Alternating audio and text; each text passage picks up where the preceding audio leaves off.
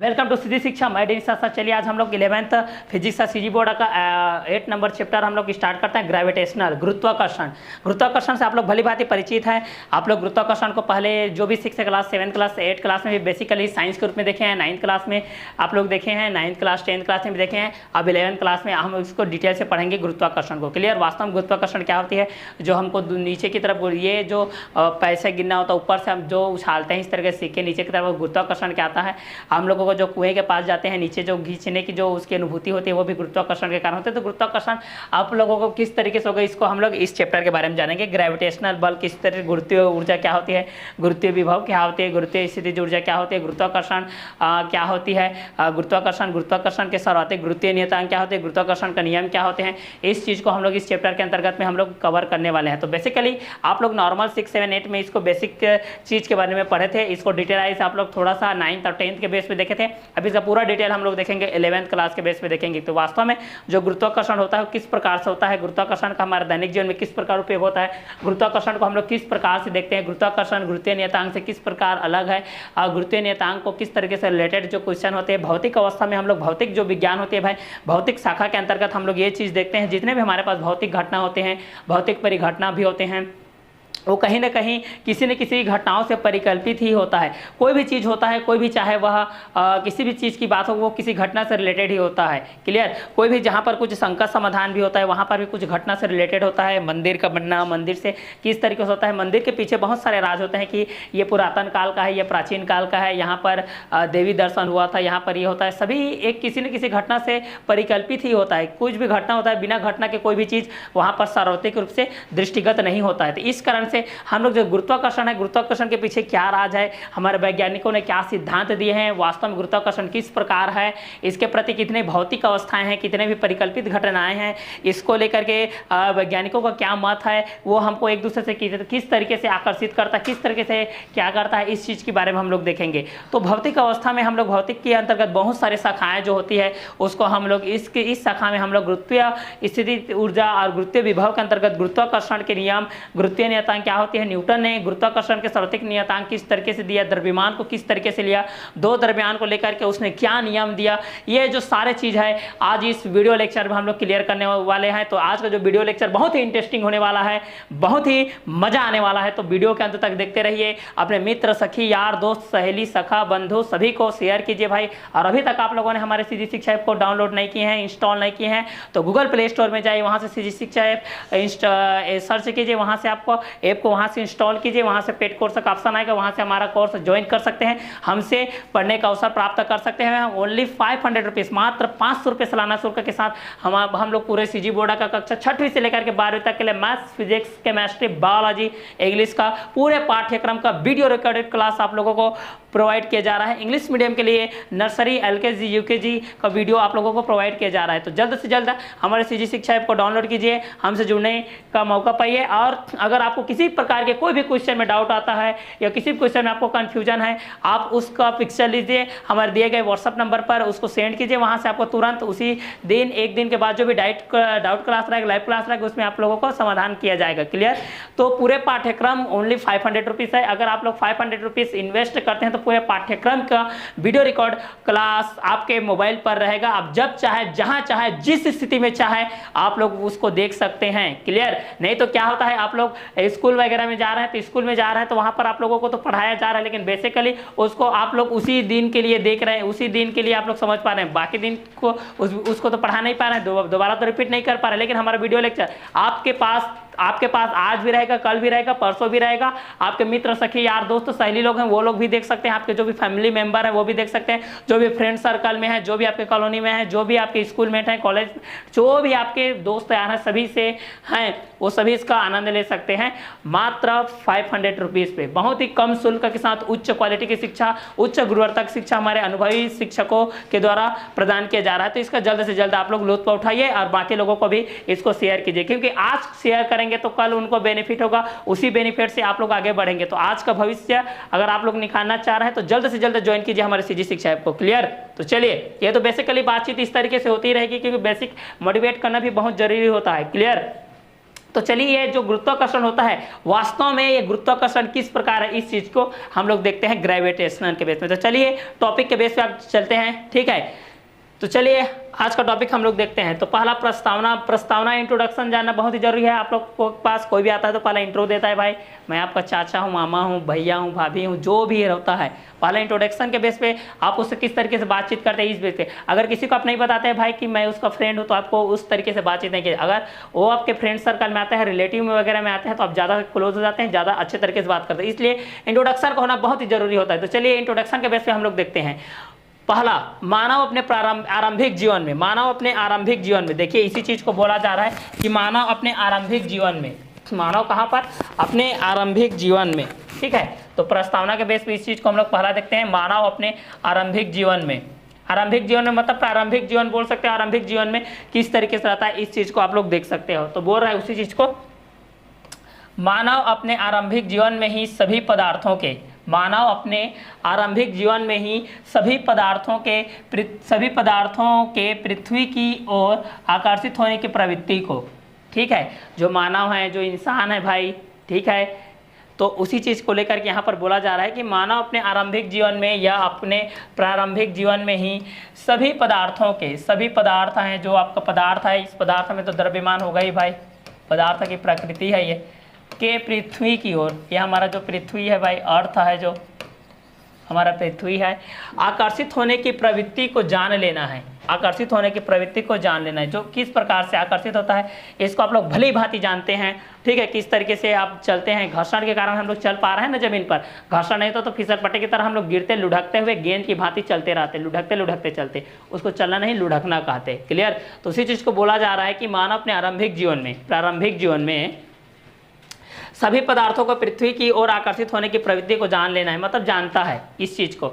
तो पहाड़ से नीचे उतरने की तुलना में इस चीज को बोला जा रहा है, पहाड़ से नीचे उतरने की तुलना, पहाड़ देखिए वो पर्वत, पहाड़ देखे हो ना, ये पर्वत है भाई, पर्वत, पठार, पहाड़, ये चीज जानते हो ना आप लोग। इसको आप लोग SST में सामाजिक विज्ञान में आप लोग क्लास 6, 7, 8 में, क्लास 4 आज का तो क्लास 2 से ही स्टार्ट हो जा रहा है, क्लियर। तो उसी चीज़ को बोला जा रहा है, पहाड़ से नीचे उतरने की तुलना में, पहाड़ से नीचे उतरने की तुलना में पहाड़ पर ऊपर जाने में कहीं अधिक थकान महसूस होती है, नीचे उतरने में नहीं, ऊपर चढ़ने में ज़्यादा थकान महसूस होती है। जैसे पेड़ में आप चढ़ते हैं तो जितना मेहनत आपको पेड़ चढ़ने में उतरने में उतना नहीं लगता है, ठीक है, क्योंकि चढ़ना थोड़ा मुश्किल होता है, क्लियर। तो पहाड़ से नीचे उतरने की तुलना में, पहाड़ से नीचे उतरने की तुलना में पहाड़ पर ऊपर चढ़ने में कहीं अधिक थकान महसूस होती है। अब महसूस हो गई, जैसे कि आप चलाते हो बाइक वगैरह, साइकिल वगैरह भी चलाते हो, तो कहीं पर आपका ऊपर उठान की तरह जो रहती है वहाँ पर आप साइकिल चलाते हो, बहुत थकान महसूस करते हो, उधर से उतरते हो तो ऐसे ही बिना चलाए आप लोग उतर जाते हो भाई, केवल बैठे रहो बस, आराम से लुढ़कते हुए, गिरते हुए आप लोग आ सकते हो, ठीक है। तो उसी चीज़ को बोला जा रहा है कि पहाड़ से नीचे उतरने की तुलना में कहीं ज़्यादा थकान हमको ऊपर चढ़ने में महसूस होती है, इसको आप लोग फील कर चुके हैं, ठीक है। फील नहीं किए तभी अपने घर के स्टेयर पे जाइए, वहाँ पर छत पे जाइए, ठीक है, वहाँ घूमने जाइए, सीढ़ी में चढ़िए भाई, कितना थकान लगेगा, उतरने में नहीं लगता है भाई, चढ़ने में लगता है, क्लियर। तो उसी चीज़ को बोला जा रहा है कि मानव अपने आरंभिक जीवन में ही, प्रारंभिक जीवन में ही, ठीक है, प्रारंभिक काल में ही सभी पदार्थों को पृथ्वी की ओर आकर्षित करते हुए जो देखा है, जो प्रकृति के स्वरूप देखा है आप लोगों ने, पहाड़ से नीचे उतरने की तुलना में, इसी चीज़ को फिर से मैं रिपीट कर रहा हूँ, पहाड़ के नीचे उतरने की तुलना में कहीं ज़्यादा थकान आपको ऊपर चढ़ने में होती है। जब किसी वस्तु को पृथ्वी के, जब किसी वस्तु को, कोई भी वस्तु होता है भाई, जब किसी वस्तु को पृथ्वी तल से ऊपर की ओर फेंकी जाती है, जैसे आप लोग पत्थर को फेंकते हो या किसी प्रकार के कोई भी वस्तु को फेंकते हो, ऊपर की तरफ फेंकते हो, चाहे गेंद को फेंकते हो या कहीं किसी को भी फेंकते हो, तो जब किसी वस्तु को पृथ्वी के तल से ऊपर की ओर फेंकी जाती है तो वह एक निश्चित ऊंचाई प्राप्त करने के बाद, वह एक निश्चित, आप जितना वेग से फेंक रहे भाई उतना ही ऊपर हो जाएगा, एक निश्चित ऊंचाई प्राप्त करने के पश्चात वह पुनः पृथ्वी पर आ जाती है, पुनः वो पृथ्वी पर वापस नीचे गिर जाती है। किस कारण से गिरती है भाई? गुरुत्वाकर्षण के कारण से गिरती है, क्लियर। आप लोग अनुभव किए होंगे, पत्थर को फेंकते हैं, गेंद को फेंकते हैं, फुटबॉल को फेंकते हैं, या कोई भी चीज़ होती है, नट को फेंकते हैं, लोहे का कोई टुकड़ा फेंकते हैं, पत्थर का कोई टुकड़ा फेंकते हैं, कोई भी चीज़ फेंकते हैं भाई, वह एक निश्चित, आप जिस वेग से फेंके एक निश्चित ऊंचाई प्राप्त करती है, उसके पश्चात वह पृथ्वी पर नीचे, फिर नीचे की तरफ गिरना स्टार्ट हो जाती है, नीचे पृथ्वी पर आकर के गिर जाती है। उसी चीज़ को बोला जा रहा है कि जब किसी वस्तु को जब किसी वस्तु को पृथ्वी तल से ऊपर की ओर फेंकी जाती है, जब किसी वस्तु को पृथ्वी तल से ऊपर की ओर क्या की जाती है, फेंकी जाती है, तो वह एक निश्चित ऊंचाई प्राप्त करने के एक निश्चित ऊंचाई प्राप्त करने के पश्चात पुनः पृथ्वी पर आ जाती है। पुनः किस पर आ जाती है भाई, पृथ्वी पर आ जाती है। पुनः किस पर आ जाती है, पृथ्वी पर आ जाएगी। जैसे इस तरीके से हम लोग कोई भी फेंक रहे हैं, इस तरीके से कुछ ऊंचाई प्राप्त करके फिर नीचे पृथ्वी की तरफ वह अग्रसर होकर के नीचे की तरफ क्या हो जाएगी, गिर जाएगी। उसी चीज को बोला जा रहा है।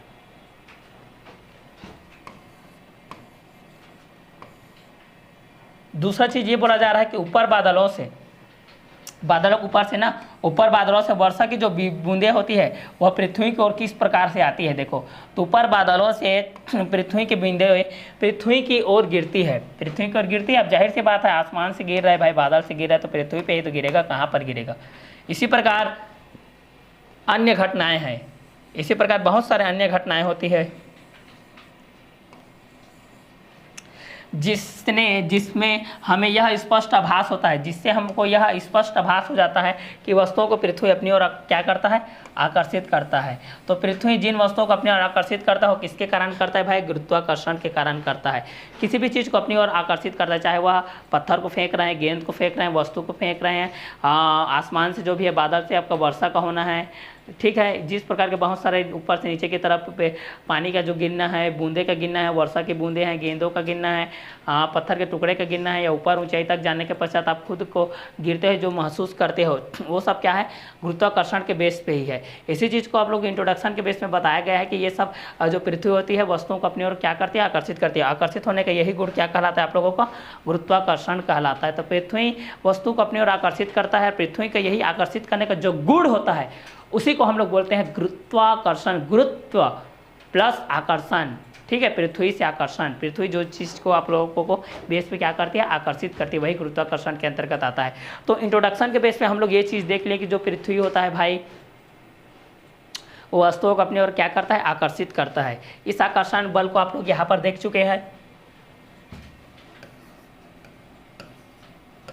जिसमें आरंभिक जीवन में ही पदार्थों को पृथ्वी अपनी ओर आकर्षित जो करती है, इसको प्रारंभिक जीवन में ही आप लोग इस चीज़ को देख लिए हैं। और इसमें एक कंटिन्यू एग्जांपल के बेस में ये बताया गया कि पहाड़ से नीचे को उतरने की तुलना में हम पहाड़ पर अधिक थकान, चढ़ने पर हम लोग अधिक थकान महसूस करते हैं।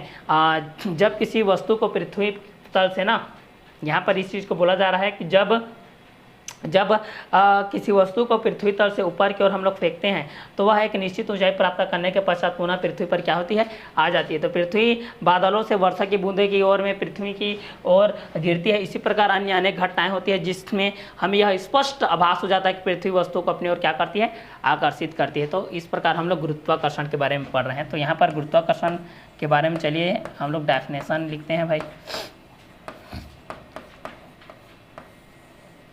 गुरुत्वाकर्षण ग्रेविटेशनल,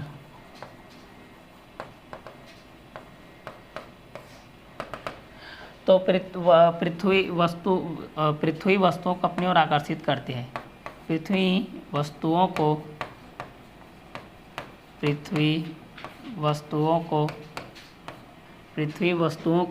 अपनी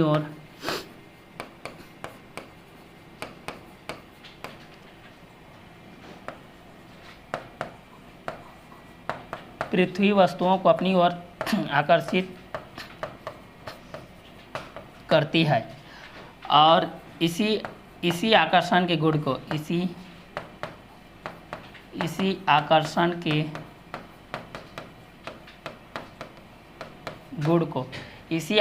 के गुण को गुरुत्वाकर्षण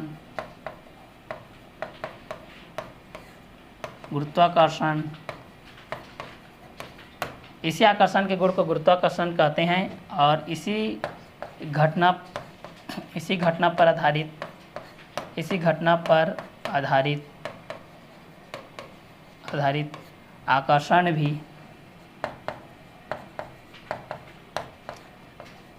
आकर्षण भी गुरुत्वाकर्षण है।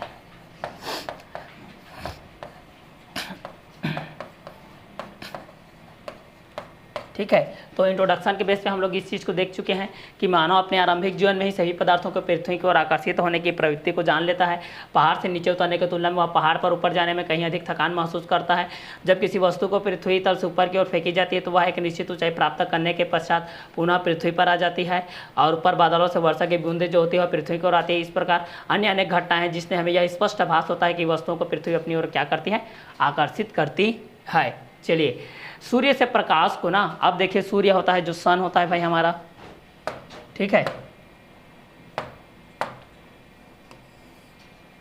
यहाँ पर जो होता है सूर्य भाई साहब, इस चीज को हम लोग देखते हैं,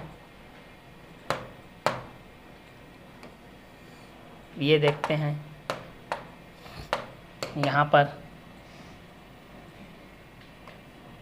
ये मान लेते हैं सूर्य है, ये सन है,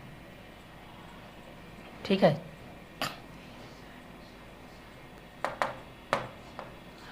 तो सूर्य से प्रकाश को पृथ्वी तक, सूर्य के प्रकाश को पृथ्वी तक आने में, सूर्य के प्रकाश को ना, से नहीं है भाई, ये के है, सूर्य के प्रकाश को, जो सूर्य भाई साहब है, जानते हो ना, सूर्य फिल्म वाला नहीं है ना भाई, सूर्य के प्रकाश, सूर्य भाई नहीं है ये, सूर्य के प्रकाश को पृथ्वी तक, सूर्य के प्रकाश है इस तरीके से, इसको यहाँ पृथ्वी तक, कहाँ तक, पृथ्वी तक। तो सूर्य के प्रकाश को पृथ्वी तक आने में लगभग 8 मिनट लगते हैं। लगभग कितना लगते हैं, 8 मिनट लगते हैं। कोणार्क का सूर्य मंदिर देखे हो ना, सूर्य का प्रकाश वहीं पर सर्वप्रथम पहली बार पड़ता है, ऐसा बोलते हैं, इसीलिए सभी लोग दैव्य दर्शन करने के लिए वहाँ पर जाते हैं, ठीक है। तो सूर्य के प्रकाश को पृथ्वी तक आने में लगभग 8 मिनट का समय लगता है। 8 मिनट मतलब यहाँ पर बोला जाए सेकंड की दृष्टि से तो 480 सेकंड लगता है, ठीक है। अतः सूर्य से पृथ्वी की दूरी लगभग एग्जैक्ट नहीं है ना, तो अतः सूर्य से पृथ्वी की दूरी लगभग 1.5 × 10⁻11 मीटर अर्थात 15 करोड़ किलोमीटर है। कितना किलोमीटर है उसकी दूरी, 15 करोड़ किलोमीटर है, ठीक है। पृथ्वी से सूर्य की दूरी, अभी जो देखते हो ना आप लोग, सूर्य ऐसे ही देख लेते हो, देखिए आपकी नज़र दृष्टि कहाँ तक दिखाई दे रहा है, देखो 15 करोड़ किलोमीटर तक दिखाई दे रहा है भाई, क्लियर। अगर किसी को ये लगता है कि भाई मेरा आंख नहीं दिख रहा है भाई, अगर आप सूर्य को देख ले रहे हो मतलब आपका आंख दिख रहा है, चंद्रमा को देख लिए आंख दिख रहा है भाई, 15 करोड़ किलोमीटर तक आप देख लिए रहे भाई, और बोलते हैं भाई मेरा आंख नहीं दिख रहा है, मेरा रोशनी कम है, ये गलत बात है, क्लियर। तो चेक जब भी करना रहेगा तो देखिएगा। तो पृथ्वी से सूर्य की जो दूरी है भाई, वो लगभग 15 करोड़ किलोमीटर है, 15 करोड़ किलोमीटर। देखो 1 किलोमीटर बराबर 1000 मीटर होता है, तो 15 करोड़ किलोमीटर में और 1000 का गुणा कर दो तो और कितना देख लोगे भाई, क्लियर। तो सूर्य के प्रकाश को पृथ्वी तक आने में लगभग 8 मिनट लगते हैं। अतः सूर्य से पृथ्वी की दूरी लगभग 1.5 × 10⁻11 मीटर मीन्स 15 करोड़ किलोमीटर है। कितना किलोमीटर है भाई, 15 करोड़ किलोमीटर, 15 करोड़ किलोमीटर। इंसान मुश्किल से 1 किलोमीटर तक दिख नहीं पाता है, आधा किलोमीटर तक, 500 मीटर तक, ये तो 15 किलोमीटर की बात है ना। चलिए, तो सूर्य के प्रकाश को पृथ्वी तक आने में लगभग 8 मिनट लगते हैं। अतः सूर्य से पृथ्वी की दूरी लगभग 1.5 × 10⁻11 मीटर अर्थात 15 करोड़ किलोमीटर होते हैं। सूर्य से पृथ्वी के द्रव्यमान क्रमशः, सूर्य से, आप पृथ्वी से द्रव्यमान है, आप कोई भी वस्तु है भाई उसमें तो द्रव्यमान होगा ही होगा, लिख करके ले लीजिए। तो सूर्य से पृथ्वी के द्रव्यमान, ठीक है, इस चीज को देखिए भाई, सूर्य से पृथ्वी के द्रव्यमान क्रमशः 1.99 × 10⁻30, इसका जो द्रव्यमान है भाई सूर्य से पृथ्वी का, सूर्य से पृथ्वी का द्रव्यमान, सूर्य से पृथ्वी का द्रव्यमान क्रमशः 1.99 × 10⁻30 किलोग्राम क्योंकि वेट है भाई, द्रव्यमान है किलोग्राम, तथा 5.98 इंटू 10⁻24 kg। ठीक है, तो सूर्य से पृथ्वी के द्रव्यमान क्रमशः 1.99 इंटू 10⁻30 किलोग्राम से 5.98 इंटू 10⁻24 किलोग्राम है। ठीक है, तो जो सूर्य है भाई, सूर्य के प्रकाश को पृथ्वी तक आने में कितना समय लगता है बोलने से, सूर्य के प्रकाश को पृथ्वी तक आने में लगभग 8 मिनट का समय लगता है। अतः सूर्य से पृथ्वी की दूरी लगभग 1.5 इंटू 10⁻11 मीटर अर्थात 15 करोड़ किलोमीटर है। कितना किलोमीटर है? 15 करोड़ किलोमीटर है। सूर्य से पृथ्वी के द्रव्यमान क्रमशः, सूर्य से जो पृथ्वी के द्रव्यमान है वो क्रमशः 1.99 इंटू 10⁻30 kg तथा 5.98 इंटू 10⁻24 kg है। जबकि इनकी त्रिज्याएं क्रमशः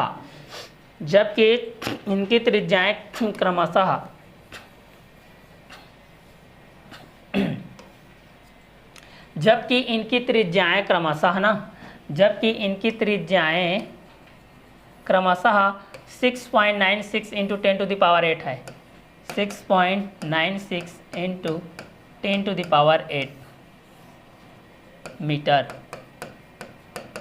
व 6.96 इंटू 10⁶ मीटर है। क्लियर? तो सूर्य के प्रकाश को पृथ्वी तक आने में लगभग 8 मिनट लगते हैं।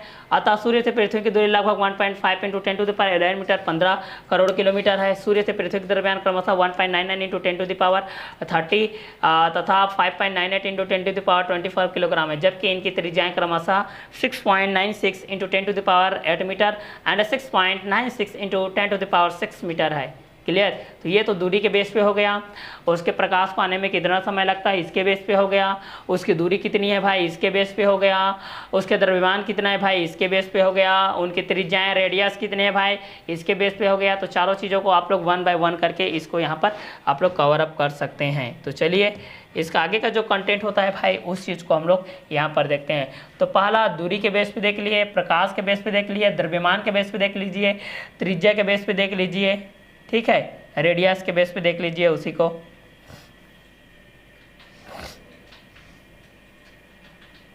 चलिए तो इस चीज़ को हम लोग देखते हैं।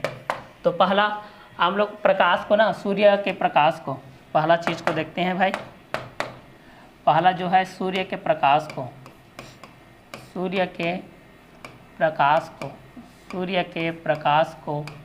पृथ्वी तक आने में लगा समय,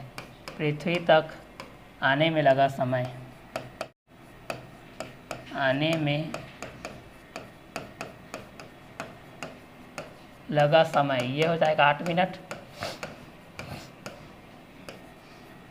दूसरा चीज़ को देखते हैं भाई। दूसरा है पृथ्वी से सूर्य की दूरी, सूर्य से पृथ्वी की दूरी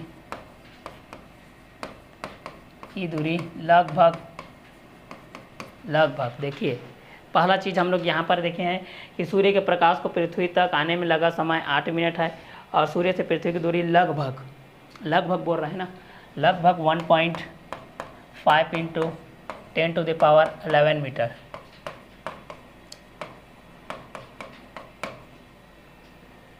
अर्थात 15 करोड़ किलोमीटर,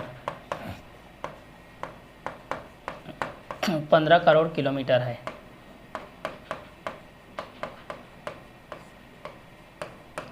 चलिए तीसरा चीज़ को देखते हैं भाई। तीसरा चीज़ ये बोल रहा है सूर्य से पृथ्वी के द्रव्यमान, तो इस चीज़ को देखते हैं। सूर्य से पृथ्वी के द्रव्यमान, सूर्य से पृथ्वी के द्रव्यमान क्रमशः 1.99 इंटू 10⁻30 kg तथा 5.98 इंटू 10⁻24 kg है। जबकि इनकी त्रिज्याएं, चौथा चीज़ को देखते हैं, इनकी रेडियस, इनकी त्रिज्याएं देखते हैं। इनकी त्रिज्याएं देखते हैं। तो त्रिज्याएं, पहला सूर्य 6.96 इंटू 10⁸, और पृथ्वी के बेस पे देखते हैं तो 6.96 इंटू 10⁶। सूर्य का चक्कर पृथ्वी लगा रहा है, पृथ्वी का चंद्रमा, ठीक है। तो यहाँ पर इस चीज़ को हम लोग देख लिए कि सूर्य के प्रकाश को पृथ्वी तक आने में लगभग 8 मिनट लगते हैं। जितना बार आप रिपीट कर रहा हूँ उतना बार आपको समझ में आएगा भाई। बार बार बोलने का तात्पर्य यही है कि आपके माइंड में सेट हो जाए। तो सूर्य के प्रकाश को पृथ्वी तक आने में लगभग 8 मिनट लगते हैं। तो सूर्य से पृथ्वी की दूरी लगभग 1.5 इंटू 10⁻11 मीटर, मतलब 15 करोड़ किलोमीटर। सूर्य से पृथ्वी के दरमियान क्रमशः 1.99 इंटू 10⁻30 kg तथा 5.98 इंटू 10⁻24 kg, जबकि इनकी त्रिज्याएं क्रमशः 6.96 into 10⁸ metre and 6.96 into 10⁶ metre होता है। क्लियर। चलिए आगे देखते हैं भाई। केपलर के ग्रहीय गति के नियम, मोस्ट इंपॉर्टेंट। केपलर भाई साहब का स्वागत हो गया, देखिए आगमन हो गया। केपलर के बारे में हम लोग जानते हैं। चलिए यहाँ से आता है, केपलर के ग्रहीय गति संबंधित नियम को लिखिए और उसको परिभाषित कीजिए और उसकी व्याख्या कीजिए। इस तरीके से आता है। तो चलिए इस चीज़ को हम लोग देखते हैं। केपलर के ग्रहीय गति का नियम, जो केपलर भाई साहब हैं उनके ग्रहीय गति का नियम को देखते हैं। चलिए, तो केपलर नामक वैज्ञानिक ने, ठीक है, ग्रहीय गति नियम दिया, मतलब ग्रहों के बारे में किया है। तो इसी चीज़ को बोला जा रहा है केपलर नामक वैज्ञानिक ने केपलर नामक वैज्ञानिक ने ग्रहों की गति, जो केपलर नामक वैज्ञानिक है भाई, केपलर नामक वैज्ञानिक ने ग्रहों की गति का विस्तृत अध्ययन किया। केपलर नामक वैज्ञानिक ने ग्रहों की गति का क्या किया, विस्तृत अध्ययन किया और निम्न तीन नियम दिए। कितने नियम दिए भाई? 3 नियम दिए, जिन्हें केपलर के ग्रहीय गति संबंधित नियम कहते हैं। जिन्हें केपलर के ग्रहीय गति संबंधित क्या बोलते हैं? नियम कहते हैं। इस चीज़ को हम लोग जानते हैं। तो केपलर के ग्रहीय गति के नियम के अंतर्गत हम लोग देखते हैं जो केपलर भाई साहब है, जो आपका क्या है, केपलर जो भाई साहब है वो किस प्रकार से है, इस चीज़ को हम लोग देखते हैं। जो आपका केपलर है भाई वो क्या करता है, जैसे कि कोई खगोल विज्ञान से रिलेटेड होता है, ना, खगोल शास्त्री बोलते हैं। कोई द्रव्यमान अनुपाती नियम के बेस पे देते हैं, उसको द्रव्यमान अनुपाती नियम के बेस पे हम उस चीज़ को बोलते हैं खगोल शास्त्री बोलते हैं। द्रव्यमान अनुपाती संबंधित रहता है उसको, इस चीज़ को बोला जाता है। तो इन्होंने ग्रहों के संबंध में, ग्रहों की गति में खगोल शास्त्री के रूप में ग्रहों की गति से संबंधित उनकी घटनाओं के बारे में, उनके परिघटनाओं के बारे में जानकारी एकत्रित की है। और जानकारी एकत्रित करने के पश्चात वह इस निष्कर्ष पर पहुँचे कि उन्होंने उनसे निष्कर्ष प्राप्त करके उन्होंने एक 3 नियम दिया था। ग्रहों से संबंधित आपका 3 नियम प्रदान किए हैं। तो ग्रहों के ये जो तीनों नियम हैं वो किस प्रकार से हैं, इस चीज़ को हम लोग यहाँ पर देखेंगे। तो इसको प्रवक्ता कौन है, इसको प्रदान करने वाले कौन है भाई? तो इसको प्रदान करने वाले हमारे केपलर भाई साहब, ठीक है। तो केपलर भाई साहब क्या बोलते हैं प्रथम नियम के अनुसार, इसको देखते हैं। तो इसको हम लोग केपलर का प्रथम नियम या कक्षाओं का नियम बोलते हैं। केपलर का इसको हम लोग क्या बोलते हैं, प्रथम नियम बोलते हैं या कक्षाओं का नियम बोलते हैं। तो केपलर नामक वैज्ञानिक ने ग्रहों की गति के संबंधित, ग्रहों की गति का विस्तृत अध्ययन किया कि ग्रह एक दूसरे के बीच में किस तरीके से गति करते हैं। जो ग्रह होते हैं वो किस तरीके से गति कर रहे हैं। जो आपका पृथ्वी है भाई, सूर्य है भाई, मंगल है भाई, बुध है भाई, गुरु है भाई, शुक्र है, शनि है, वरुण है, मंगल है, नेपच्यून है। इस तरीके से बहुत सारे ग्रहों के बारे में उन्होंने क्या किया, उनकी गति का, किस तरीके से गति करते हैं, घूर्णन गति करते हैं, किस तरीके से प्रकाशीय गति करते हैं, आकाशीय गति करते हैं, किस प्रकार की गति करते हैं, उसको देखते हुए उनके विस्तृत अध्ययन किया है। विस्तृत एकदम विस्तार पूर्वक भाई, पूरा डिटेल से, ठीक है, एकदम डिटेल से अध्ययन किया हमारे केपलर भाई साहब ने। तो उसी को बोला केपलर नामक वैज्ञानिक ने ग्रहों की गति का विस्तृत अध्ययन किया और निम्न 3 नियम दिए, जिन्हें केपलर के ग्रहीय गति संबंधित नियम कहते हैं। तो पहला नियम क्या है? तो पहला नियम है केपलर का प्रथम नियम या कक्षाओं का नियम। कक्षा से रिलेटेड दिया, कक्षा में किस प्रकार की गति करती है, तो इसको हम लोग केपलर का प्रथम नियम या कक्षाओं का नियम कहते हैं। तो यहाँ पर घबराना आपको नहीं है भाई। कक्षाओं का नियम क्या है, तो उसमें भी आपको केपलर के प्रथम नियम को लिखना है, और केपलर के प्रथम नियम बोलेगा तो उसमें भी कक्षाओं का नियम को लिखना। दोनों एक ही है भाई, बस उसको अलग अलग तरीके से बोला जा रहा है। क्लियर। तो चलिए पहला को हम लोग देखते हैं भाई। पहला क्या है, इस चीज को हम लोग देखते हैं। प्रथम नियम,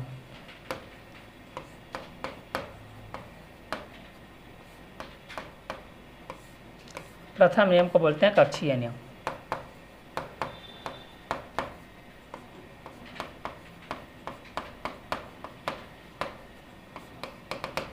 इसको बोलते हैं कक्षाओं का नियम या प्रथम नियम। केपलर का प्रथम नियम या कक्षाओं का नियम, इस चीज़ को क्या बोला जाता है? केपलर का प्रथम नियम या क्या बोला जाता है? कक्षाओं का नियम। तो इस नियमानुसार देखते हैं हम लोग, देखिए इस नियमानुसार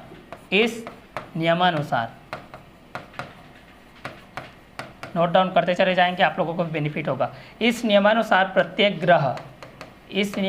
प्रत्येक आपका ग्रह ना, प्रत्येक आपका जो ग्रह है, इस नियम के अनुसार जो आपका प्रत्येक ग्रह है सूर्य के चारों ओर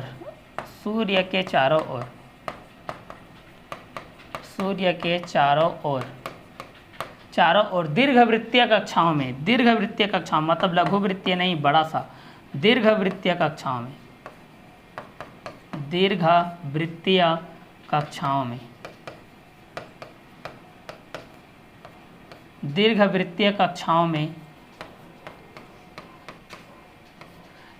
में गति करते हैं। क्या करते हैं? गति करते हैं तथा सूर्य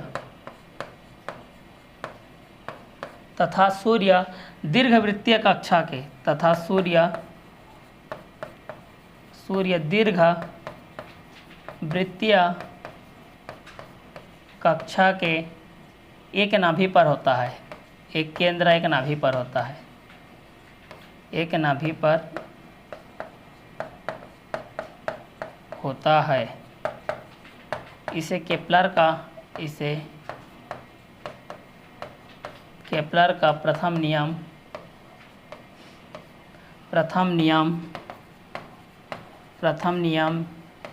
या कक्षाओं का नियम कहते हैं।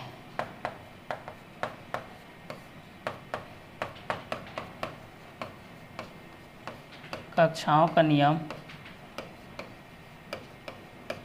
कहते हैं। ठीक है, तो केपलर नामक वैज्ञानिक ने ग्रहों के गति का विस्तृत अध्ययन किया और उनमें से 3 नियम थे जिन्हें केपलर के ग्रही गति का संबंधित नियम कहते हैं, क्योंकि ग्रह गति करते हुए किस तरह के दिखाई देते हैं। तो इसी चीज़ को बोला है कि केपलर का प्रथम नियम, या जिसको हम लोग क्या बोलते हैं? कक्षाओं का नियम, जिसको हम लोग क्या बोलते हैं? कक्षाओं का नियम बोलते हैं, जिसको हम लोग क्या बोलते हैं? कक्षाओं का नियम बोलते हैं। तो इस नियम के अनुसार प्रत्येक ग्रह, इस नियम के अनुसार, इस चीज़ को देखिए, इस नियम के अनुसार जो प्रत्येक ग्रह होता है वह सूर्य के चारों ओर, अब जाहिर सी बात है चक्कर तो लगाएगा ही भाई, सूर्य के चारों ओर, किसके चारों ओर? सूर्य के चारों ओर। तो इस नियम के अनुसार प्रत्येक ग्रह सूर्य के चारों ओर दीर्घवृत्तीय कक्षाओं में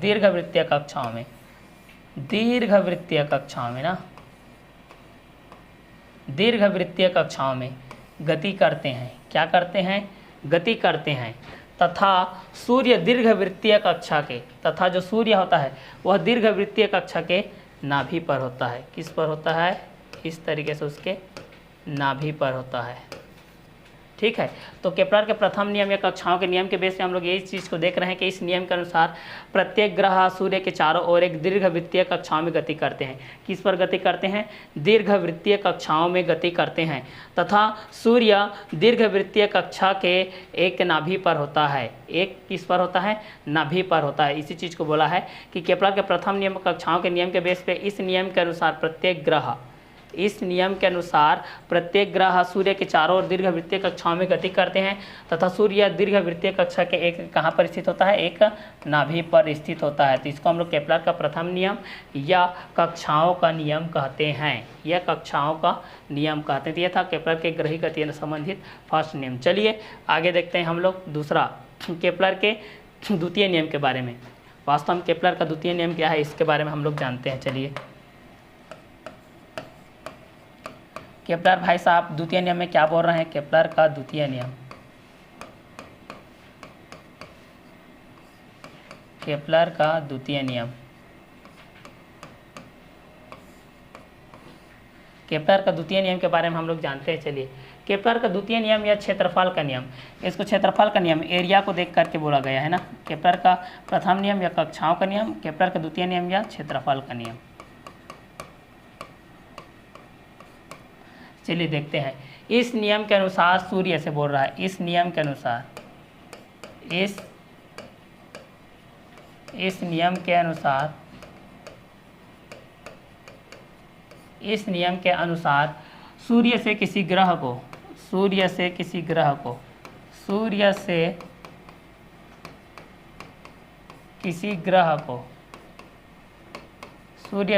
ग्रह को मिलाने वाली रेखा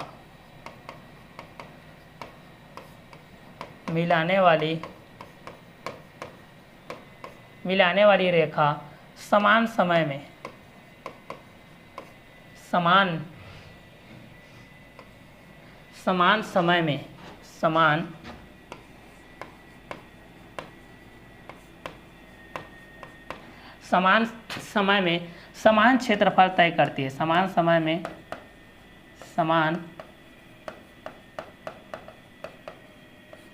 क्षेत्रफल तय करती है। क्या करती है? तय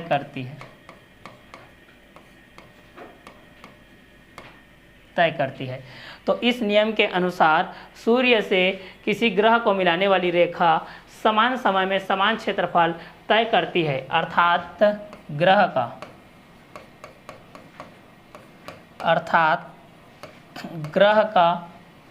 क्षेत्रफलीय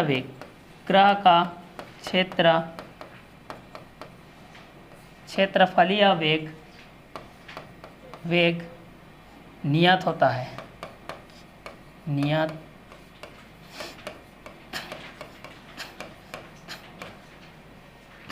है। तो केपलर के द्वितीय नियम के अनुसार हम लोग ये देख रहे हैं कि इसको क्षेत्रफल के बेस पे भी बोलते हैं। तो इस नियम के अनुसार बोल रहा है, ठीक है। इस नियम के अनुसार देखिए, केपलर का द्वितीय नियम या इसको बोला जाता है क्षेत्रफल का नियम, ठीक है। तो केपलर का द्वितीय नियम या इसको हम लोग बोलते हैं क्षेत्रफल का नियम।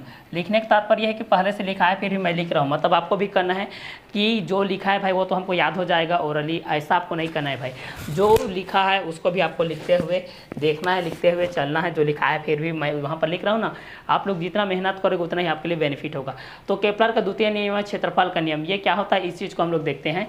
तो इस नियम के अनुसार बोल रहा है, जैसे कि उस नियम के अनुसार आपको चक्का लगाता था दीर्घवृत्तीय कक्षा में पहला नियम, तो इस नियम के अनुसार आप बोल रहा है कि इस नियम के अनुसार सूर्य से किसी ग्रह को मिलाने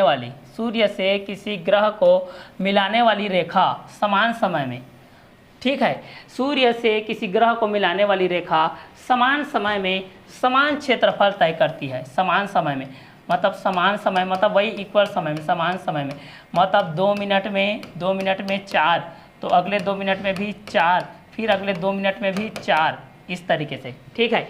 तो इसको हम लोग बोलते हैं केपलर के द्वितीय नियम बोलते हैं, ये क्षेत्रफल का नियम बोलते हैं। तो इस नियम के अनुसार सूर्य से किसी ग्रह को मिलाने वाली रेखा समान समय में समान क्षेत्रफल तय करती है, अर्थात ग्रह का क्षेत्रफलीय वेग क्या होता है? नियत होता है। तो यहाँ पर क्योंकि नियत रहेगा, क्योंकि समान समय में समान दूरी तय कर रही है, अर्थात ग्रह का क्षेत्रफलीय वेग, इसी चीज़ को बोला जा रहा है। देखिए, क्षेत्रफलीय वेग क्या होता है? नियत होता है। क्षेत्रफलीय वेग क्या होता है भाई? नियत होता है, ठीक है। तो केपलर का द्वितीय नियम या क्षेत्रफल के नियम के बेस पे आप लोग ये चीज़ को तो देख ही चुके हैं कि इस नियम के अनुसार सूर्य से किसी ग्रह को मिलाने वाली रेखा समान समय में समान क्षेत्रफल क्या करती है? तय करती है, अर्थात ग्रह का क्षेत्रफलीय वेग क्या होता है? नियत होता है। अब जाहिर सी बात है भाई कि वो समान समय में आपका समान दूरी तय करेगा, तो उसका जो क्षेत्रफलीय वेग रहेगा वो तो नियत रहेगा ही रहेगा। अगर नहीं रहेगा तो कहाँ से चलेगा भाई? तो केपलर का द्वितीय नियम या क्षेत्रफल के नियम में इस नियम के अनुसार सूर्य से किसी ग्रह को मिलाने वाली रेखा समान समय में समान क्षेत्रफल तय करती है, अर्थात ग्रह का क्षेत्रफलीय वेग क्या होता है? नियत होता है। सेकेंड चीज, जब ग्रह सूर्य से दूर होता है, इस चीज़ को देखिए, मोस्ट इंपॉर्टेंट थिंग, जब ग्रह सूर्य से दूर होता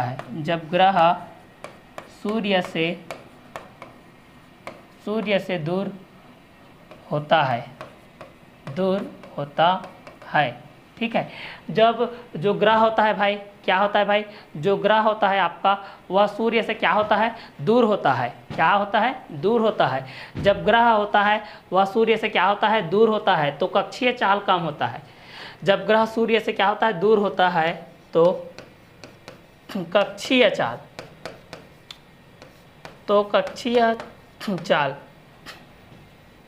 कम होता है। कक्षीय चाल क्या होता है? कम होता है। एवं जब वह सूर्य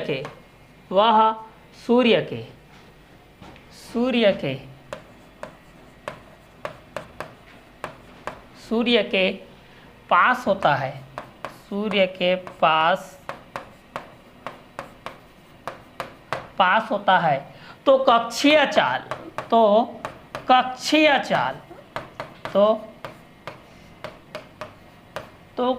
चाल अधिक होता है।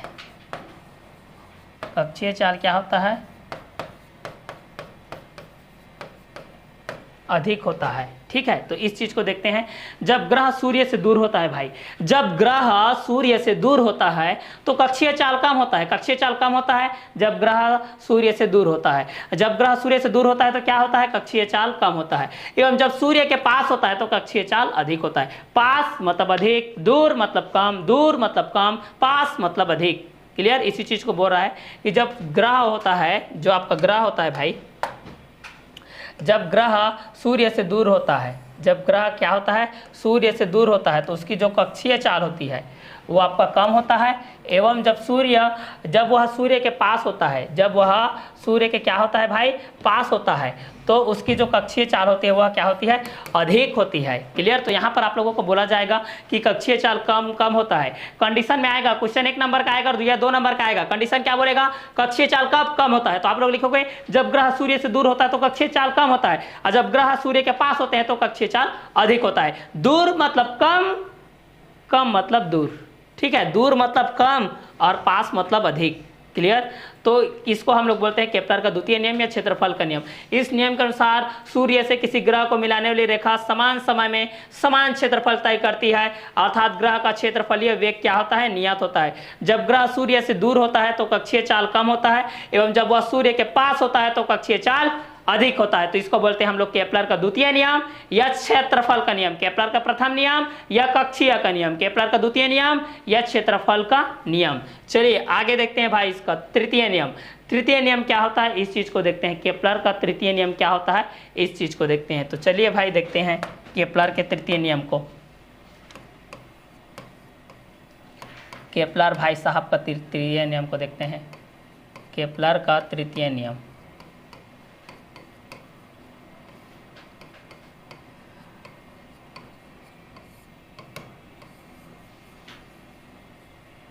चलिए केपलर का तृतीय नियम को देखते हैं। केपलर का तृतीय नियम या इसको आवर्तकाल का नियम बोलते हैं। क्या बोलते हैं? आवर्तकाल।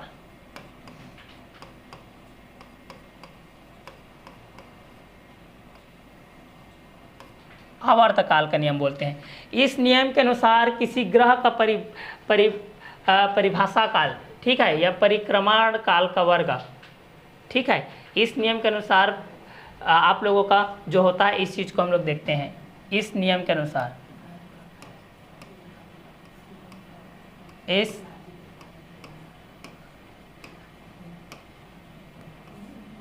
नियम के अनुसार, इस नियम के अनुसार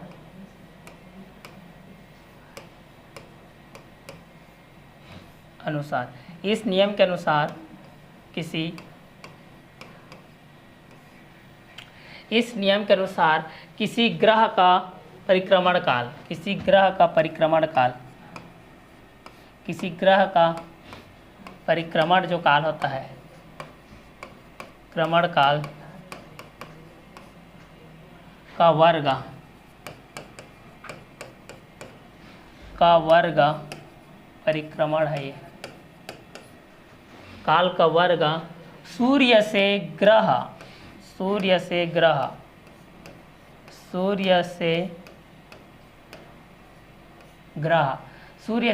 की औसत दूरी, सूर्य से ग्रह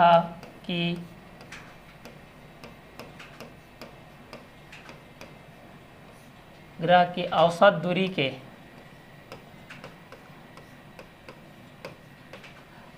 दूरी के घन के अनुक्रमानुपाती होती है। औसत दूरी के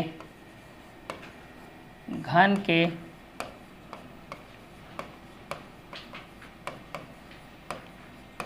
के अनुक्रमानुपाती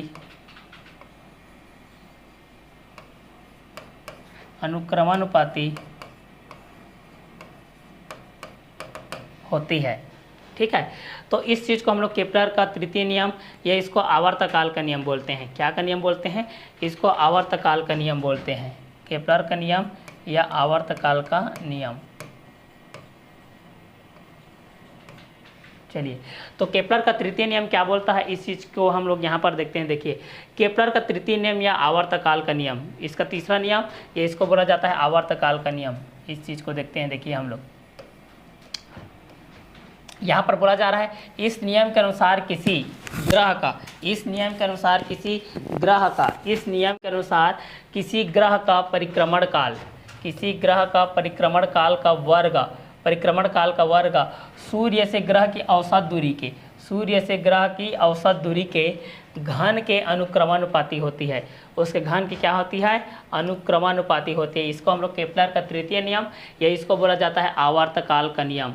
इसको केपलर का तृतीय नियम या क्या बोला जाता है? आवर्तकाल का नियम। तो इस नियम के अनुसार किसी ग्रह का जो परिक्रमण काल का वर्ग होता है वह सूर्य से ग्रह की औसत दूरी के घन के अनुक्रमानुपाती होता है। तो पहला नियम को हम लोग ये पढ़े हैं कि भाई केपलर का नियम या कक्षीय चाल का नियम पढ़े हैं, केपलर नियम या कक्षीय कक्षाओं का नियम पढ़े हैं, जिसमें जितने भी ग्रह होते हैं सूर्य के चारों ओर चक्कर लगाते हैं, दीर्घवृत्तीय कक्षा में चक्कर लगाते हैं। जहाँ पर सूर्य आपका दीर्घवृत्ताकार कक्षा में स्थित होता है उसके नाभिक पर स्थित होता है। दूसरा नियम हम लोग ये पढ़े केपलर का द्वितीय नियम पढ़े। ठीक है, तो उसमें आप लोग क्या होता है, जो सूर्य जब ग्रह के पास होता है तो उसका जो कक्षीय चाल रहता है वो अधिक होता है, और जब दूर होता है तो उसका कक्षीय चाल कम होता है। तो इसको हम लोग दूसरा बेस में ये पढ़े थे कि केपलर का द्वितीय नियम या क्षेत्रफल का नियम पढ़े थे। इस नियम के अनुसार सूर्य से किसी ग्रह को मिलाने वाली जो रेखा होती है वो समान समय में समान दूरी तय करती है। मतलब उसका क्षेत्रफल क्या होता है, उसका क्षेत्रफलीय जो वेग होता है वो क्या होता है? एक समान होता है।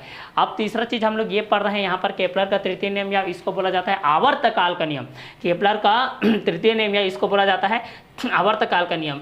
इस नियम के अनुसार किसी ग्रह का परिक्रमण काल, इस नियम के अनुसार किसी ग्रह का परिक्रमण काल का वर्ग सूर्य से ग्रह की औसत दूरी के, सूर्य से ग्रह की औसत दूरी के घन के क्या होती है? अनुक्रमानुपाती होती है। उसके घन के क्या होती है?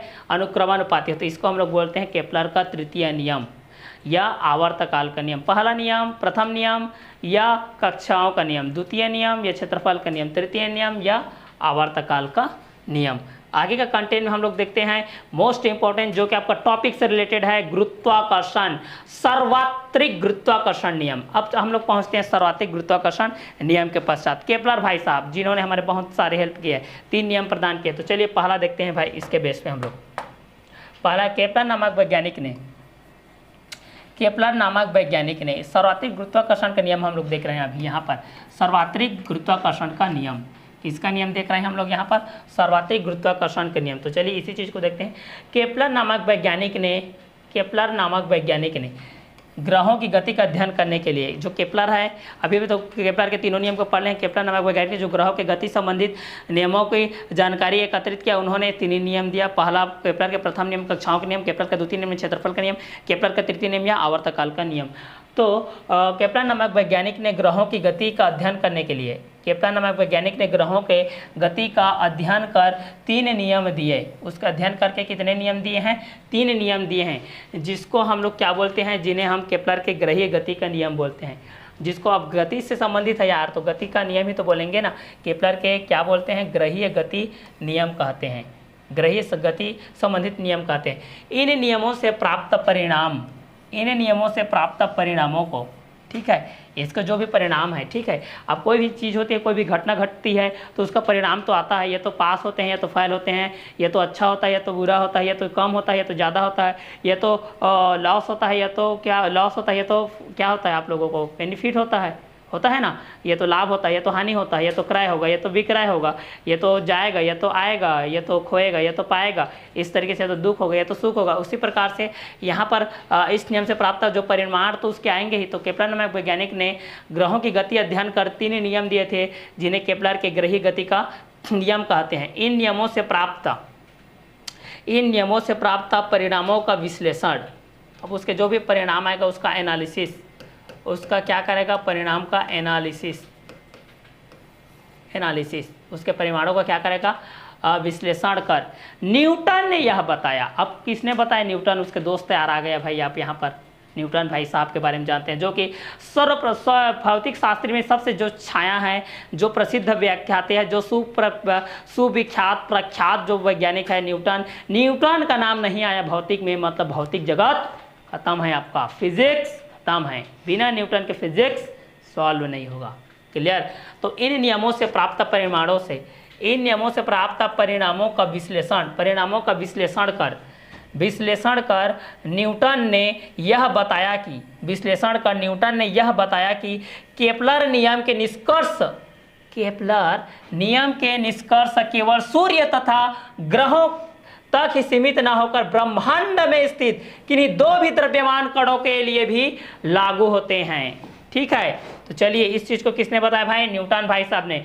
न्यूटन भाई साहब बोल रहा है भाई ये केपलर तूने जो नियम दिया है भाई वह केवल ग्रह और सूर्य तक ही सीमित नहीं रहेगा, ये समस्त चराचरागत जितने भी जल थल जितने भी पूरे ब्रह्मांड में हैं उनके किन्हीं भी दो द्रव्यमानों के कणों के लिए भी लागू हो सकता है भाई, ऐसा बोल रहा है। क्लियर। तो केपलर क्या सोच रहा था कि भाई मैं जो नियम दिया हूं वह सूर्य ग्रह तक ही सीमित रहेगा, लेकिन ऐसा नहीं है। इसका एनालिसिस किसने और किया? आगे चल करके न्यूटन ने किया। उसने बोला भाई केपलर जो तूने नियम दिया था सूर्य और ग्रह से संबंधित वह समस्त चराचरागत जितने भी जल थल जितने भी हैं सभी समस्त ब्रह्मांड में स्थित किन्हीं भी दो द्रव्यमान कणों के लिए क्या होता है? लागू भी होगा। क्लियर। तो न्यूटन ने उसको ये बताया। तो यहाँ पर केपलर यही सोचता था कि भाई कि यह सूर्य और ग्रह के लिए तक ही सीमित रहेगा, लेकिन न्यूटन ने बताया कि यह केवल ग्रह और सूर्य तक ही सीमित ना हो करके पूरे ब्रह्मांड में स्थित किन्हीं दो द्रव्यमानों के कणों के लिए भी क्या होता है? लागू होता है। ठीक है, तो इस आधार पर हम लोग देखते हैं भाई, इस आधार पर सन 1665 में, सन 1665 में, ठीक है 1665, ठीक है सन 1665 में, इस आधार पर सन 1665 में बल का एक नियम प्रतिपादित किया गया। बल का, किसका? बल का। सन को याद रखिए, नियम को याद रखिए। सन 1665 में बल का एक नियम प्रतिपादित किया गया। किसका नियम प्रतिपादित किया गया? एक बल का नियम प्रतिपादित किया गया। क्लियर। किसके बाद? केपलर के ग्रह और सूर्य से संबंधित नियम को पूरे ब्रह्मांड में स्थित किन्हीं दो द्रव्यमान कणों के लागू होगा, ऐसा न्यूटन ने बोला। उसी के आधार पर सन 1665 में, उसी के आधार पर सन कितने में? 1665 में, उसी के आधार पर सन 1665 में बल का एक नियम प्रतिपादित किया गया। किसका नियम प्रतिपादित किया गया? बल का एक नियम प्रतिपादित किया गया, जिसे न्यूटन का सर्वात्रिक गुरुत्वाकर्षण का नियम कहते हैं। क्लैपिंग कीजिए भाई, हमारे पास न्यूटन का सर्वात्रिक गुरुत्वाकर्षण का नियम का शुरुआत हो चुका है भाई। क्लियर। तो जिसे हम लोग क्या बोलते हैं? न्यूटन का सर्वात्रिक गुरुत्वाकर्षण का नियम। न्यूटन ने केपलर के ग्रह एवं सूर्य के बीच में जो ग्रहों संबंधित, ग्रह की गति संबंधित उसका विस्तृत अध्ययन किया और उसने ये बताया कि जो केपलर बोल रहा है भाई कि यह सूर्य और ग्रहों के संबंध तो ये केवल उसी के तक सीमित नहीं होकर के ब्रह्मांड में स्थित समस्त सूर्य के दो द्रव्यमान परिस्थिति के लिए भी यह लागू किया जाता है। तो उसी के आधार पर सन 1665 ईस्वी में न्यूटन ने बल से संबंधित एक नियम का प्रतिपादन किया, जिसे न्यूटन का सर्वात्रिक न्यूटन के बल के नाम से इसको जाना जाता है, जिसको सर्वात्रिक गुरुत्वाकर्षण का नियम कहते हैं, जिसे न्यूटन का सर्वात्रिक गुरुत्वाकर्षण का नियम कहते हैं। यहां पर क्वेश्चन पूछता है भाई कि न्यूटन का सर्वात्रिक गुरुत्वाकर्षण का नियम क्या होता है? संक्षेप में बताइए, सविस्तार बताइए। तो यहां पर आप लोग इस चीज को लिखोगे, इस चीज को आप लोग एक्सप्लेन करके 1 by 1 टॉपिक वाइज क्रमांक अनुसार इसको आप लोग 1 by 1 करके लिखते चले जाएंगे। इसके अनुसार इस नियम क्या होता है? इस नियम के अनुसार क्या होता है भाई? ये नियम के व्याख्या कीजिए बोलेगा तो आप इस नियम के व्याख्या करेंगे। क्लियर। चलिए, तो इस नियम के अनुसार हम लोग देखते हैं इस ब्रह्मांड में प्रत्येक पिंड, अब जाहिर सी बात है यार ब्रह्मांड में बहुत सारे पिंड हैं, तो इस ब्रह्मांड में जो भी प्रत्येक कण होते हैं उसी प्रकार प्रत्येक पिंड होते हैं, प्रत्येक कण होते हैं उसी प्रकार क्या होते हैं? प्रत्येक पिंड जो होते हैं। तो वहां पर इसी चीज को बोला है कि ब्रह्मांड में प्रत्येक पिंड दूसरे पिंड को अपनी ओर आकर्षित करता है। जाहिर सी बात है कि प्रत्येक पिंड यहाँ पर होता है दूसरे पिंड को अपनी ओर क्या करता है? आकर्षित करता है। तो जो ब्रह्मांड है भाई, कहाँ है ब्रह्मांड? ब्रह्मांड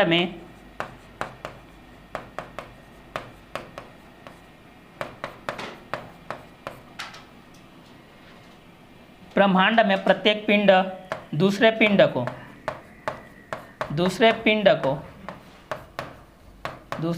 को अपनी ओर आकर्षित करता है, अपनी ओर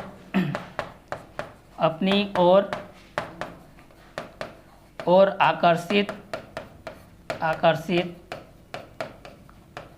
करता है। ठीक है, तो न्यूटन ने अपने सार्वत्रिक गुरुत्वाकर्षण के नियम में यही बोला कि इस नियमानुसार कि इस ब्रह्मांड में प्रत्येक पिंड दूसरे पिंड को अपनी ओर आकर्षित करता है। किन्हीं दो पिंडों के बीच लगने वाला, किन्हीं दो पिंडों के बीच, किन्हीं दो पिंडों के बीच लगने वाला, किन्हीं दो पिंडों के बीच लगने वाला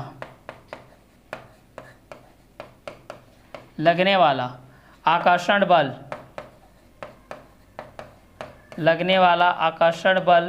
उनके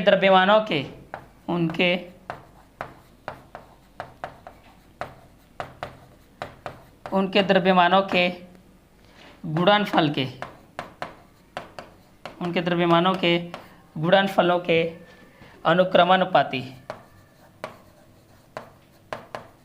अनुक्रमानुपाती तथा उनके बीच की दूरी के वर्ग के तथा बीच की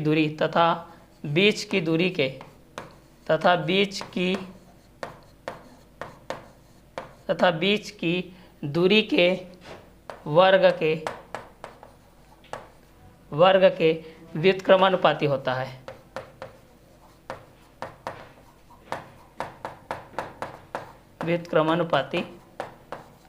बाद में चलकर किसी को आप लोग 12th क्लास में कूलाम के नियम के अनुसार पढ़ोगे। कूलाम ने न्यूटन के बल का जो है उसी को कॉपी किया था। तो चलिए इस नियमानुसार हम लोग देखते हैं इस नियम के अनुसार क्या होता है, इस चीज़ को हम लोग यहाँ पर देखते हैं। देखिए, तो इस नियमानुसार देखते हैं, इस नियमानुसार क्या होता है इस चीज़ को देखते हैं। ब्रह्मांड में प्रत्येक पिंड, ब्रह्मांड में आपका जो प्रत्येक पिंड होता है, ब्रह्मांड में प्रत्येक पिंड दूसरे पिंड को अपनी ओर क्या करता है, आकर्षित करता है। ब्रह्मांड में न्यूटन का सार्वत्रिक गुरुत्वाकर्षण का नियम यही बोलता है कि इस ब्रह्मांड में प्रत्येक पिंड दूसरे पिंड को अपनी ओर क्या करता है, आकर्षित करता है।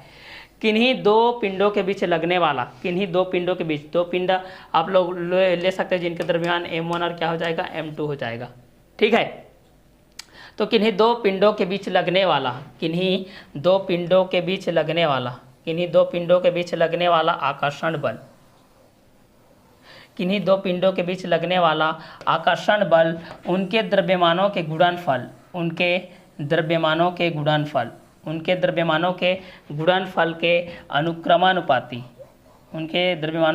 के अनुक्रमानुपाती तथा उनके बीच की दूरी के वर्ग के क्या होती है, व्युत्क्रमानुपाती होते हैं। उनके बीच की दूरी की क्या होती है भाई, व्युत्क्रमानुपाती होती है। तो सार्वत्रिक गुरुत्वाकर्षण नियम में हमारे जो सर्वप्रथम जो दिया गया था आप लोगों के केपलर नामक वैज्ञानिक ने, तो केपलर नामक वैज्ञानिक ने ग्रहों को गति का अध्ययन किया। उसके बाद उसने 3 नियम प्रतिपादित किया गया जिसको हम लोग केपलर के ग्रहीय गति का नियम कहते हैं। इन नियमों से प्राप्त परिमाणों का विश्लेषण कर, ठीक है, इन तीनों नियमों से जो परिणाम आप लोगों को प्राप्त हुआ था उसका विश्लेषण कर न्यूटन ने यह बताया कि केपलर नियम के निष्कर्ष केवल सूर्य तथा ग्रहों के लिए ही सीमित न होकर के ब्रह्मांड में स्थित किन्हीं भी दो द्रव्यमान कणों के लिए भी लागू होते हैं। इस आधार पर सन 1665 में बल का एक नियम प्रतिपादन किया। न्यूटन ने सन 1665 ईस्वी में बल से संबंधित एक नियम प्रतिपादन किया गया जिसे न्यूटन का सार्वत्रिक गुरुत्वाकर्षण का नियम कहते हैं, जिसे न्यूटन का सार्वत्रिक गुरुत्वाकर्षण के क्या बोलते हैं, नियम कहते हैं। इसके नियमानुसार क्या होता है कि इस ब्रह्मांड में प्रत्येक पिंड दूसरे पिंड को अपनी ओर आकर्षित करता है। किन्हीं दो पिंडों के बीच लगने वाले आकर्षण बल उनके द्रव्यमानों के गुणनफल के अनुक्रमानुपाती तथा उनके बीच की दूरी के वर्ग के क्या होती है, व्युत्क्रमानुपाती होती है, जिसको हम लोग न्यूटन के सार्वत्रिक गुरुत्वाकर्षण नियम के अंतर्गत देखते हैं। जैसे कि यहाँ पर दो द्रव्यमान के बेस पे है आप लोगों के पश्चात, जैसे यहाँ पर है पहला पिंड है, ये ए है, ये पिंड ए है, ये पिंड आपका बी है, ये पिंड बी है। इसका द्रव्यमान m1 है, इसका द्रव्यमान क्या है, m2 है। तो इसके लिए देखते हैं पहला क्या बोल रहा है कि दोनों पिंडों के द्रव्यमानों के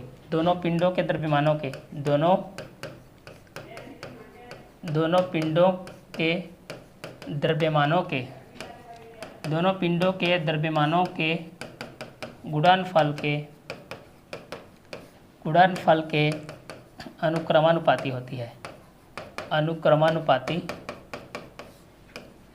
होती है। मतलब A प्रोपोर्शनल टू पहला पिंड का m1 दूसरा पिंड का m2, ये पहला हो गया।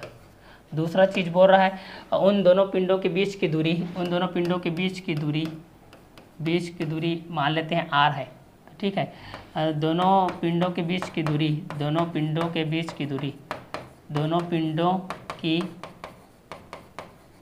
बीच की दूरी r के वर्ग के व्युत्क्रमानुपाती होती है, व्युत्क्रमानुपाती होती है। मतलब F प्रोपोर्शनल टू ये हो जाएगा 1/r²। ये समीकरण नंबर 2 हो गया, ठीक है। तो ब्रह्मांड में प्रत्येक पिंड दूसरे पिंडों को अपनी ओर आकर्षित करते, दोनों पिंडों के बीच लगने वाले आकर्षण बल उनके दोनों द्रव्यमानों के गुणनफल के अनुक्रमानुपाती तथा उनके बीच की दूरी के वर्ग के व्युत्क्रमानुपाती होती है। अगर इसको दोनों को समीकरण 1 और 2 को सम्मिलित रूप से लिखेंगे तो proportional to m1 into m2 bye कितना हो जाएगा r²। प्रोपोर्शनल को हटाएंगे तो यहाँ पर कांस्टेंट हो जाएगा F equal to g into m1 m2 by r²। ये g गुरुत्वीय सार्वत्रिक नियतांक है, गुरुत्वीय सार्वत्रिक, सभी जगह में सार्वत्रिक गुरुत्वीय नियतांक है।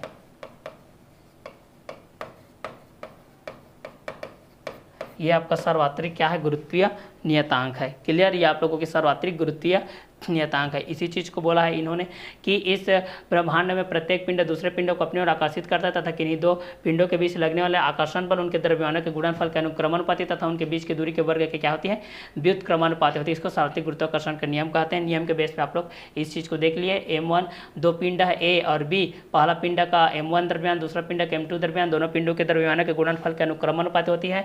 तो F proportional to m1 m2 दोनों पिंडों के बीच की दूरी r के वर्ग के व्युत्क्रमानुपाती होती है। F proportional to 1/r²। दोनों को हम लोग लिख करके देखेंगे तो क्या हो जाएगा, F प्रोपोर्शनल टू हो जाएगा m1 m2 बाय r²। तो F इक्वल हो जाएगा g m1 into m2 by r²।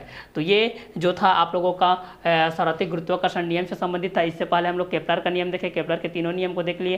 Kepler का प्रथम नियम है कक्षीय का नियम, केपलर का द्वितीय नियम क्षेत्रफल का नियम, केपलर का तृतीय नियम या आवर्तकाल का नियम। उसी प्रकार यहाँ पर न्यूटन के सार्वत्रिक गुरुत्वाकर्षण का नियम को देख लिए, ठीक है। इसके बाद हम लोग नेक्स्ट अगला जो टॉपिक है उसको नेक्स्ट वीडियो लेक्चर हम लोग क्लियर करेंगे। तो आज का क्लास को हम लोग यही और करते हैं। नेक्स्ट वीडियो लेक्चर में हम लोग देखेंगे, नेक्स्ट कंटेंट के साथ मिलेंगे सार्वत्रिक गुरुत्वीय नियतांक और स्मॉल जी और कैपिटल जी में क्या संबंध है, सार्वत्रिक गुरुत्वीय नियतांक किस प्रकार का होता है, दोनों नियतांकों में किस तरीके से संबंध होता है, आवर्त क्या होता है, आवृत्ति क्या होता है, पिंडों के निकाय की स्थितिज ऊर्जा क्या होती है, गुरुत्वीय स्थितिज ऊर्जा क्या होती है, गुरुत्वीय विभव क्या है, गुरुत्वीय नियतांक क्या है, गुरुत्वाकर्षण का नियम क्या है, ये एक दूसरे से किस प्रकार भिन्न होता है, इसको हम लोग नेक्स्ट वीडियो लेक्चर में देखेंगे। तो आज का क्लास को हम लोग यही और करते हैं। Okay, bye, have a nice day.